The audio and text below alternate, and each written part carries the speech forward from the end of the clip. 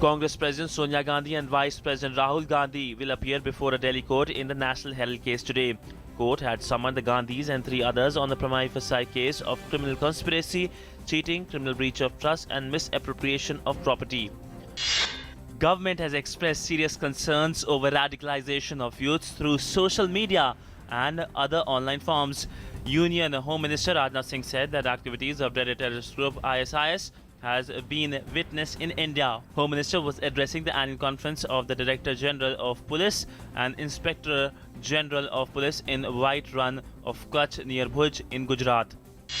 Finance Minister Arun Jaitley has said that the hard reality of India is that its politics determines its policies. Addressing the 88th AGM of FICCI in New Delhi, Finance Minister insisted that quality of politics will determine the future policy in India. On GST, Jaitley said that delayed GST is better than a flawed GST. Rajya Sabha is expected to function smoothly from Monday. All-party meeting to end the logjam has borne fruits. A near consensus has emerged on passage of key legislations during the remaining 3 days of the session, but no consensus yet on GST bill. The House saw several disruptions before being adjourned for the day due to lack of decorum. Flight services resumed at Kolkata airport today morning after they were temporarily suspended due to poor visibility caused by heavy fog in the city. Several flights were disrupted from midnight to 8 a.m. and many of them were diverted last night. 5 international flights were also cancelled.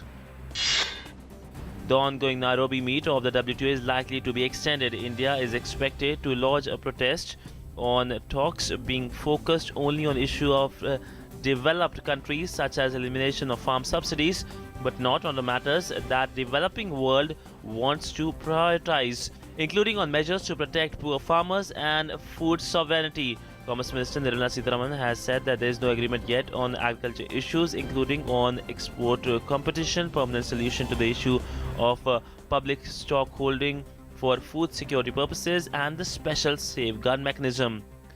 Government has said that the work is on to install ATMs and micro ATMs at over 1.25 lakh post offices across the country to help people living in far-flung areas to withdraw money. Minister of State for Finance Janat Sinha said that Bank Mitra will also be of a big help in this regard. The Uttar Pradesh government has approved a complete ban on the distribution, manufacture and sale of polythene carrying bags in the state. The Allahabad High Court had last month directed the Uttar Pradesh government to issue a notification enforcing a complete ban on the sale of polythene across the state by December the 31st. Madras High Court has rejected a plea seeking cancellation of half-yearly examination for school students in the flood-hit Tamil Nadu. The bench also refused to entertain a petition seeking postponement of CBSE examinations for class 10th and 12th students. CBI has taken Noida's assistant project engineer Ramendra into custody in connection with alleged corruption cases involving Noida chief engineer Yadav Singh, its first arrest in the high-profile corruption case. Ramendra is in 4-day CBI custody where he is being questioned by the team. Turkey's security forces has killed 62 Kurdish militants in 3 days of operations in 2 mainly Kurdish towns near the border with Iraq. 1 Turkish soldier was also killed. The government has imposed 24-hour curfews in the towns of Sirj and Sulop, allowing troops to battle militants linked with Kurdistan's Worker Party.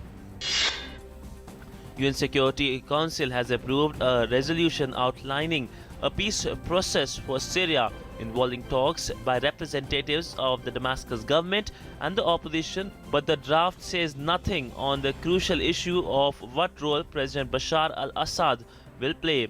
The resolution acknowledges that the peace process will not end the conflict because it bars terrorist groups operating in the country from participating in a ceasefire. US President Barack Obama has signed $1.1 trillion spending package to fund the government through next September, averting the risk of a government shutdown for a while. The spending package, which among other things introduced a hefty $4,000 on H-1B visas for Indian IT companies and imposed stringent conditions on America's aid to Pakistan. The US Congress has passed a legislation approving long pending quota reforms of IMF that will give more voting rights to emerging economies like India and China in the functioning of the organization. The IMF quota and governance reforms would marginally reduce the voting share of traditional economic powerhouses like the US.